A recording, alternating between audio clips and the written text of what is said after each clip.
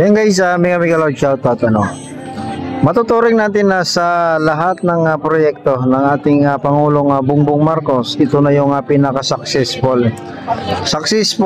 in the way na tingnan nyo naman guys, ang daming taong namamasyal. Click at pumatok to sa mga tao itong pasyalan ito, ang Pasig River Esplanade.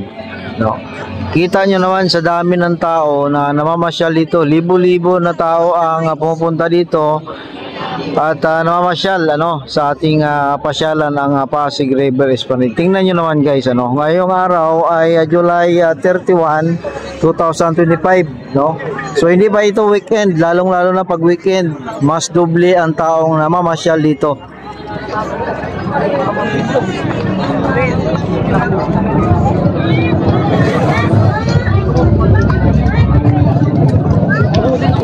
So maliban sa magandang pasyalan guys, ang isa sa nagandahan ko dito yung job opportunity, maraming vendors ang kumikita dito, maraming nasiyahan, may kumita pa, di ba? So sa ating sitwasyon ngayon, ang unemployment rate natin ay ang dami, ang laki ng ating mga graduates, lalong-lalo na ako nga guys, nawalang trabaho. So ito ay opportunity na no need na maghanap ng trabaho, kundi magnegosyo. Tulad niyan, ang mga chikiting ay nag-enjoy din sa kanilang paglalaro ng trampoline.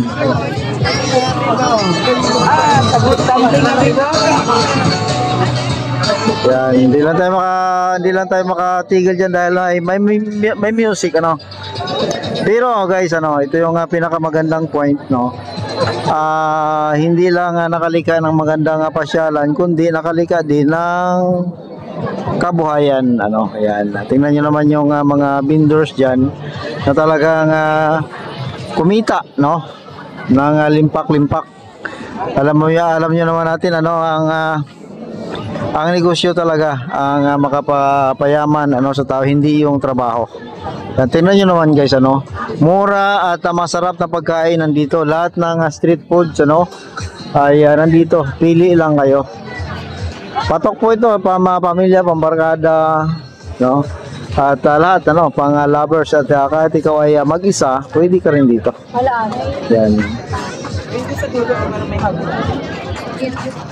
Yan, Pasig River Esplanade. Dito lang yan guys sa may Intramuros, or dito lang yan sa Maynila, sa likod lang po ng Immigration Building sa Intramuros. Yan, madali lang po ito makita, i-search lang sa Google at makita nyo na ang pasyalan na ito. Napakaganda, napakaliwalas, perfect po pag gusto nyo magmuni-muni, may lugar din na tulad nyan, si Kuya ay nasa punong kahoy na nagamuni-muni. Kung gusto mo naman ng medyo crowded, doon ka sa dulo, maraming kainan at mga palamig. Yan. At hindi mo na kailangan po na pumunta sa kabila para makapunta sa Port Santiago. Dito po guys ay may lagusan na papunta sa Port Santiago.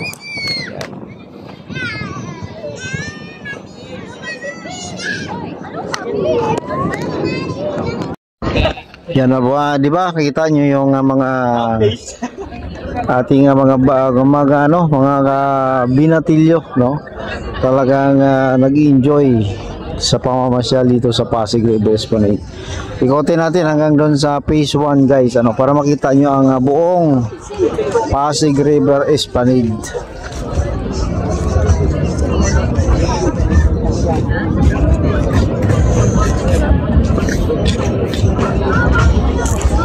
Ayan.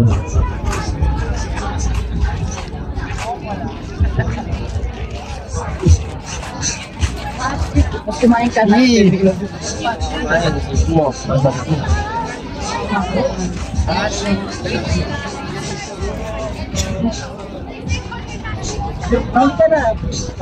Wala.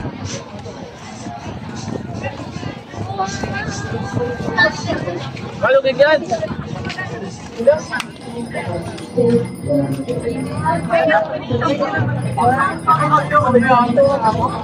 Sa'yo! Takbo na inom ko!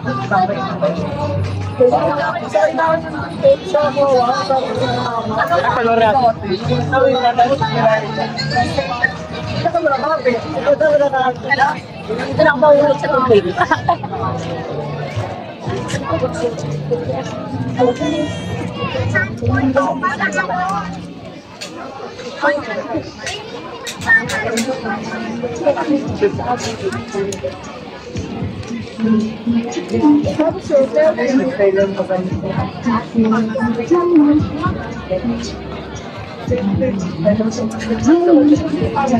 Balik Sara kasi na.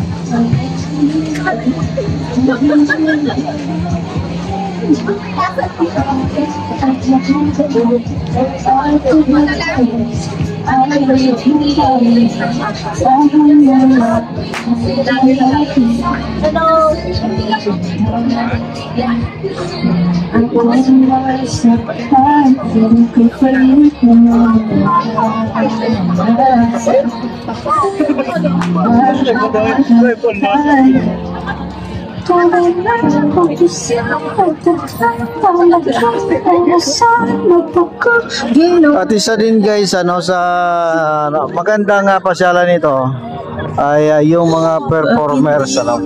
May mga street performers dito, medyo nagpahinga lang sila, ano.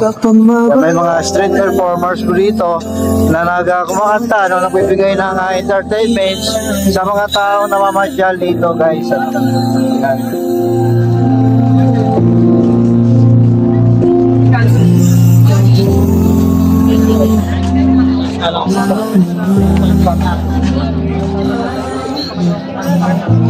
Maganda yung blending ng boses niya.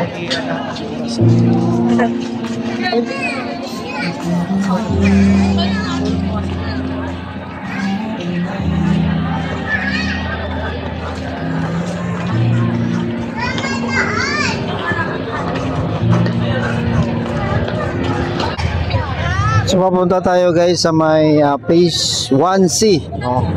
So itong lugar na ito, maganda rin kasi may view deck dito. At may mga tindahan din, ano. Ang dami nito guys, ang daming mga vendors dito. Maraming nabigyan ng business opportunity. Ang pasyalan nito, ito yung pinakamaganda na dulot nitong pasyalan, yung business opportunity. Tingnan nyo naman guys, ano. Grabe ang tao na umasyal dito. Diba? So ilang pamilya yan ang nabigyan ng kabuhayan at mga kapatid natin na nagkaroon ng trabaho, diba? So hindi pa ito tapos, actually ito ay 25 kilometers, ano, papunta po sa Laguna de Bay. Ang kadugtong nito ay ginagawa pa hanggang sa ano na, sa may Quezon Bridge, ano. 4 na bridge po ito ang dudugtong niya, ang Binondo Intramuros Bridge, Jones Bridge, MacArthur Bridge, and Quezon Bridge, ano, papunta po ng Ayala Bridge. Yan.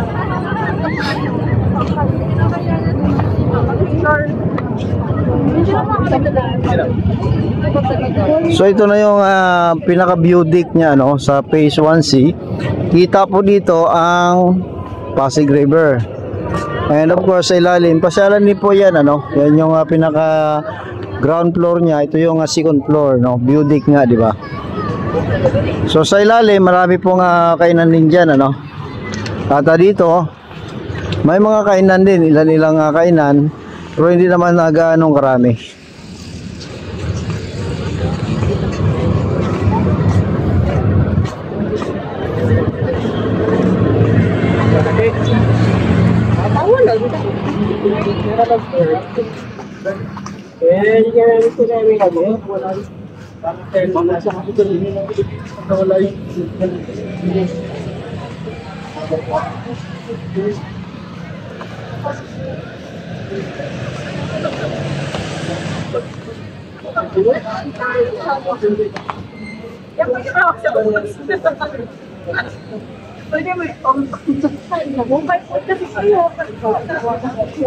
So may mga kainan dito dapat, pero ngayon siguro nag-break muna sila or baka may ibang lugar, no? Kasi ito grupo-grupo yan sila guys eh. So siguro may iba silang pinagtindahan na wala sila dito ngayon, no? Pero nandiyan pa rin ang kanilang mga pisto at saka yung tent, ano. So pababa tayo doon sa papunta no, sa Jones Bridge na tagos po yan papunta sa Phase 1.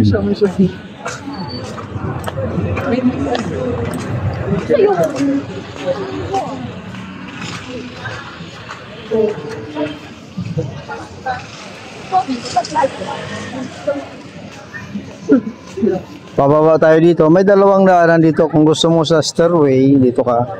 Kung gusto mo naman sa ramp, ano, yan, dito tayo guys.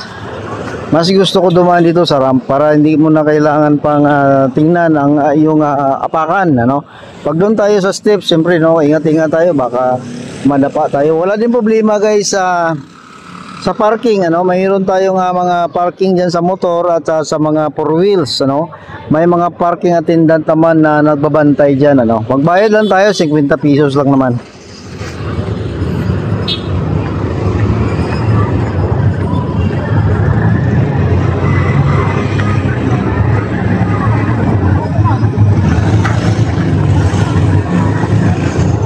Yan po ang Jones Bridge, no. Tatagos tayo diyan papunta sa Phase 1. Yan. Itong Phase 1, ito yung pinakauna-unahang binuksan dito. Talagang dumog din ang tao nung binuksan ito dahil nga maliit pa nga yung pisto niya at medyo pahaba, no. Talagang halos magkauntugan na dati dito ang mga balikat ng mga namamasyal, no. So ito yung Jones Bridge, no. Tatagos tayo diyan sa ilalim. At for the first time dati, no guys, no, nakita natin ang ilalim ng Jones Bridge dahil sa pasyalan nito. At isa sa mga attraction dito guys, yung daming mga mascot, no. Tiyan, no, si Chucky, no. Yan. Sa horror movie na The Bride of Chucky.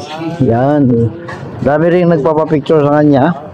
Marami pa yan dun guys, ano. O, minsan dikit-dikit yan sila. Siguro yung iba paparating pa or umuwi na kasi ang oras ngayon ay alas 8 na. O, dito na tayo sa Phase 1 guys, ha. So sa Phase 1 naman ay medyo walang kainan dito. Although may fountain, ano. Ito yung nagpapaganda naman sa lugar na ito. Yung fountain at saka yung mga statwa na may ang tema ay pandango sa ilaw.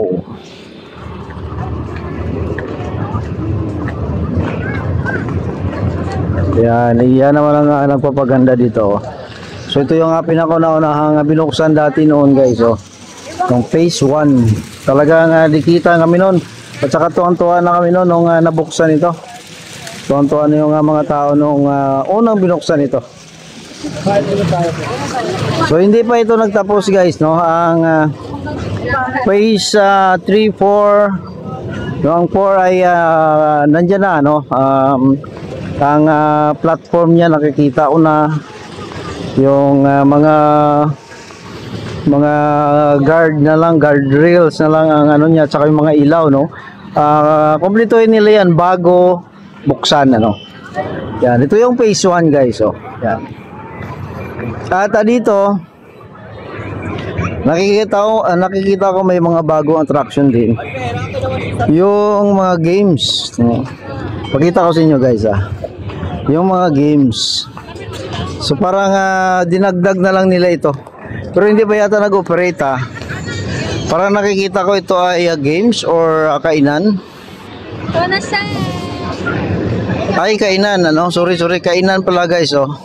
So ito yung bagong attraction nila dito. Kainan din, ano? Parang food cart, no? Ayan, pwede sila magtinda. Mobile siya. So ito yung part din ng Phase 1, ano? Dito na may mga upuan and then fountain din, ano? So kadugtong niyan ang Phase 4, no? So soon to be open na yan. Siguro mga ilang buwan pa ang finishing touches niyan. At pwede na mapasyalan. Ayan. So sa likod nito guys, yun po ang main post office yung nasunog guys. Yan yung pinaka-landmark nito. Kung gusto nyo pumunta sa likod dito